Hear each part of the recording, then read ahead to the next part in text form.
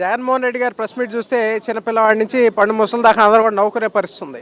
ఎందుకంటే అన్నదాత సుఖీభావ అని చెప్పి రైతులకి 20,000 రూపాయలు ఇవ్వాలి అని ప్రతి సంవత్సరం కూడా ఇవ్వాలనేది బడ్జెట్లో పెట్టాం.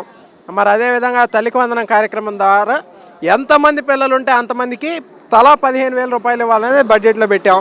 మరి సూపర్ సిక్స్లో ఇవి 2 భాగాలు. కాబట్టి జగన్మోహన్ రెడ్డికి మైండ్ ఏమైనా భ్రమించిందని ప్రజలందరూ కూడా మాట్లాడుకుంటా ఉన్నారు.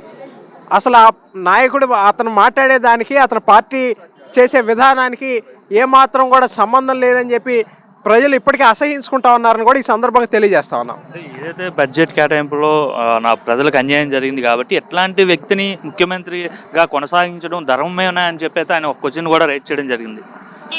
మరి జగన్మోహన్ రెడ్డి చేసినటువంటి ఆర్థిక విధ్వంసానికి మరి ఇతను ముఖ్యమంత్రిగా వద్దు అని చెప్పేగా ప్రజలు దించేశారు. మరి ఇంకా ఇతను రాజకీయం మాట్లాడడానికి ఇతనికి ఏం అర్హత ఉంది?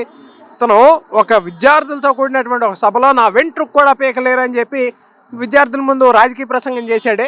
మరి ఆనాడు ప్రజలందరూ కూడా ఒకటే భావించారు, నీ వెంట్రుకు పీకాల్సిన అవసరం మాకేంటా, నీ పదవి పీకేస్తామని ఈరోజు పీకి ఇంట్లో కూర్చోబెట్టారు. మొహం చూపించుకోలేనటువంటి పరిస్థితుల్లో శాసనసభకు రానేటువంటి దౌర్భాగ్యకరమైనటువంటి పరిస్థితుల్లో ఈ ఎమ్మెల్యే ఉన్నాడు, పులివెందుల ఎమ్మెల్యే.